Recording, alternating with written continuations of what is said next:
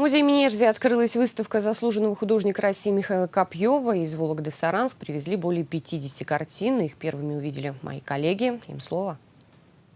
Светлые солнечные пейзажи, необычные, задумчивые, порой мифические портреты с элементами сюрреализма – это лишь часть многогранного творчества известного русского художника Михаила Копьева. Это художник, который имеет много благодарных поклонников.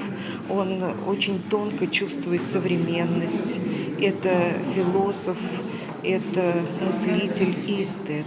В Саранск из Вологды картины Михаила Копьева приехали во второй раз. В прошлый раз 2 из них остались в дар музею Эрзи. Портреты протопопа Аввакума и патриарха Никона. Копьев – человек неординарный, его творчество многогранно. Живописец, график, художник театра, а еще и прозаик.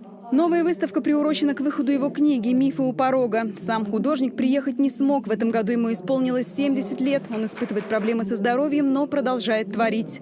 Это удивительный патриот, очень талантливый, очень светлый. У него поразительные духовные работы, у него метафизические работы, у него легкая форма и сюрреализма присутствовала в работах.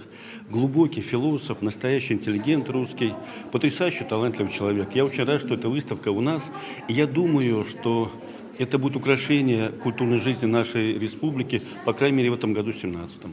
Саранск стал первым городом, куда приехала выставка «Мифы у порога. Открытая книга». Даже в Москве и родной художнику Вологде ее еще не видели. Мы решили сделать выставку, которая раскрывает эту книгу. То есть часть экспозиции, вот это то, что находится сзади, это как раз связанное с графикой.